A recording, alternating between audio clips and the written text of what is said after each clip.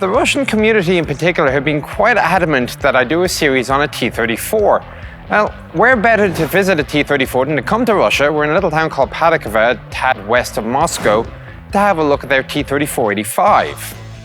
It's the middle of June, it's absolutely freezing, but my Russian camera crew says it's actually kind of warm, so we're going to do this anyway. The T-34 was doing quite well, but it needed a little bit of an upgrade to the gun. The 76mm was starting to show its age, so by August of '43, they started investigating as to whether or not you could put an 85mm into it. Well, the answer was yes, you could, but you needed to increase the turret ring diameter to about 1600mm, quite an increase over the 1420 of the earlier T-34.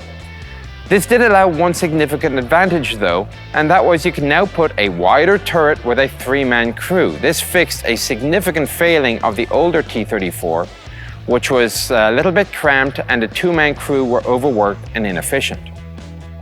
We're going to look at the T-34 in the usual manner you are now familiar with. We're going to start at the front and work our way around, look at the engine, and then hop inside. Maybe even take it for a spin. We'll see.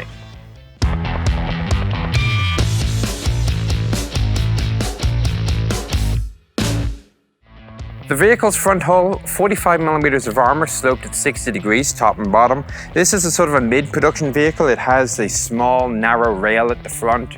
Early ones had a larger radius, and later ones they dispensed with it entirely and just went with a 2-piece direct weld.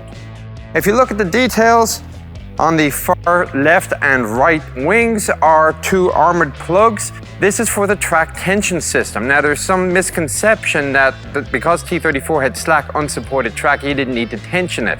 Well, this is absolutely wrong. If you don't keep even unsupported track at a correct level of tension, you will walk the track off. So in order to tension a track, what you do is you firstly release a lock which is on the inside of the tank, right in the front corners in the bow. You then take a tool, insert down into here, and you crank a worm drive, which will then move the idler wheel forwards or backwards. When you're done, inside the tank you lock the idler back into position, put your plug back on the top, and away you go. Other features on the front: 2 tow hooks, spare track, and of course machine gun, a horn and headlight are on the left. If you want to know a little bit more about the specifications of the tank, well, I got Yuri Pashlock off the screen here teaching me the finer points of T-34ology, and one of the things it points out is the serial number is actually coded. The first character, in this case of 4, is the year of manufacture, 1944. The next 2 characters are the month, 12, December. Lastly, 117 means that it was the 117th tank to come off the line that month in Nizhny Tagil. Now, it doesn't say Nizhny Tagil on this, but there are a couple of features around the tank which indicate that was the plant of manufacture. Every single manufacturing plant had its own little idiosyncrasies which it implemented into the tank. So a T-34 built in one plant was not necessarily identical with a T-34 built in another plant. They would just fit to the same general design and specifications. External fuel tanks, 90 litres. You have one, of course, on each side. Now, later on in production, you were able to put 4 of them. These were not part of the fuel system. They were simply extra fuel that you could then pump yourself into the fuel tanks. Moving a bit further forward, this is an access cover for some of the oil. There's one on the far side as well. Now, common to everything else on this tank, it is bolted down. You can't do any maintenance at all without tools. So undo these bolts, lift this up out of the way, undo more bolts, you can finally access your lubricants. Moving forward, this is a post-war edition, so ignore it. You keep going. Of course, you got the handrails for the tank riders, firing port for personal weapons, the horn, headlight, and finally, point to note is the welding. Now, if you compare the weld with that on earlier T-34s, especially the early war production ones, you'll see this is far, far better. About partway through the war, a Soviet engineer figured out the concept of submerged arc welding, which is far more efficient, far faster, less man-hours. The welds that it produced were so strong, in testing was actually stronger than the armor that it was welding together. So, improvement there. Finally, on the side, an access point here for one of the suspension units. There's another one you can see right here after the turret, but also you can see that the turret is on top of it, so in order to do any maintenance, you got to pull the turret off, which is mildly inconvenient. Finally, fuel filler point, and as ever, you got to open up the bolts in order to gas up the tank. Now, T-34 is not the most refined tank in the world. A perfect example of this is found in the running gear. Now, most of the tanks you're going to look at, they will have some form of mechanism to stop the track from falling apart. There's maybe a clip, maybe a bolt. If you've got double pin track, like an American system, for example, you got end connectors. This, as you can see, there's absolutely nothing which stops the track pin from working its way out of the track. The only thing that keeps the track together in the end, however, is this ramp, which if the track pin has worked its way out too far, when it comes forward and hits this ramp, it just gets whacked back into place.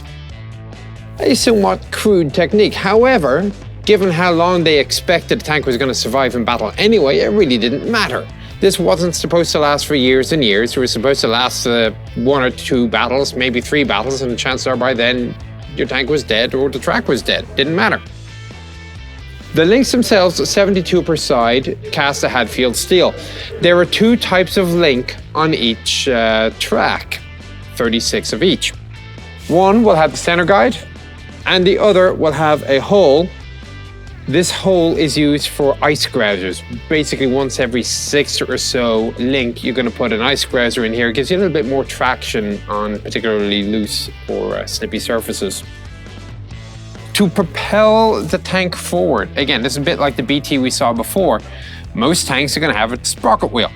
Not so in the case of T-34 and its derivatives.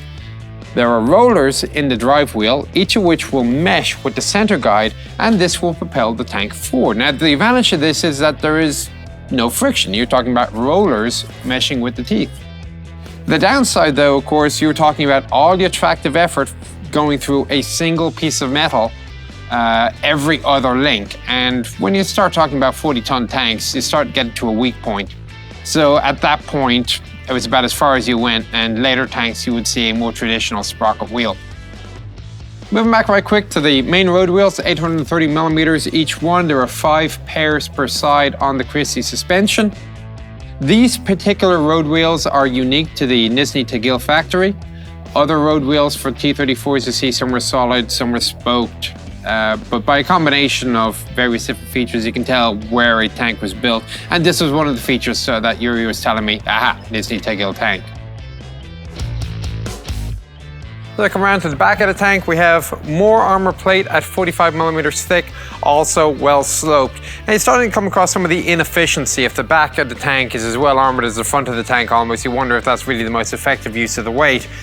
However, that said, if you were to be shot at from the rear, better to have it than not. Dominated by a large access port. Undo these bolts, you can open this up and you can access the starter motor, the transmission and the steering clutches. Exhaust ports on each side, and the entire plate can be unbolted. As you can see, it's hinged and you can bring it forward. The 67.5 litre tanks I mentioned earlier, it was more often than not 3 of the 4 external tanks would be filled with fuel and the 4th one would have oil in it. Outside of that, underneath, you have the tow hooks, as you would expect. These little pipes up here are for smoke dischargers. And you can barely see at the top here a convoy light, small little red bulb. So this particular tank does have a third 90-litre tank on the right-hand side. Now, the internal fuel capacity was about 680 litres. If you add that to the external tanks, it would be expected that, again, diesel engine, this tank will go about 300 kilometres, which is actually pretty reasonable. Under the turret, we have another access port for a suspension unit.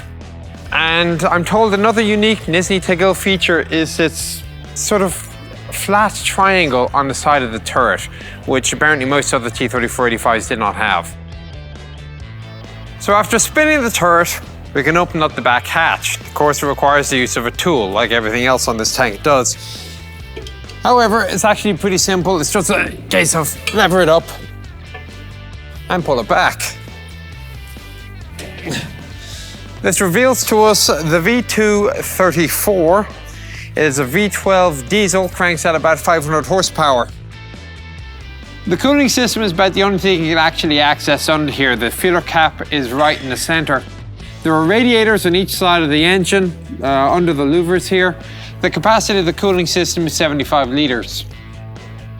Not much else to be seen from the top here. We're going to close this up and then open up the transmission compartment. Transmission compartment is held in place. There are some relatively quick release springs here, which have already been conveniently halfway opened up.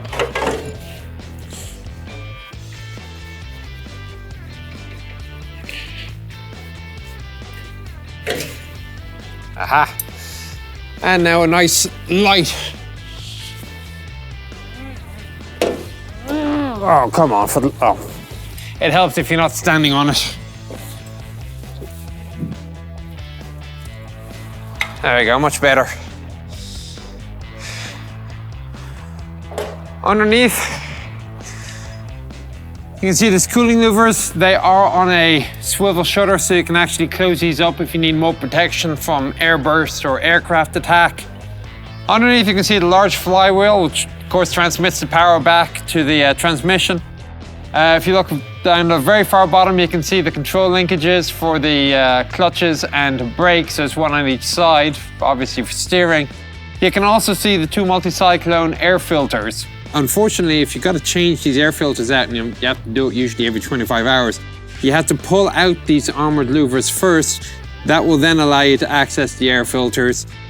It's not the end of the world because there's only a couple of bolts on each side, but it's still a nuisance that you don't really want to deal with all that much. The maintenance on this is a little bit intensive. After only 10 hours of use, you're supposed to check the clutch plate, make sure it goes 6 to 7 millimeters. If you're lucky enough to get your engine going 25 hours, you gotta clean out your air filters. If your tank lasts for 50 hours of travel or 1,000 kilometers, then things really start getting nasty. You have to start disassembling the suspension to get at them. However, if you're lucky, your tank won't last that long. You won't have to do the maintenance, just go get another tank.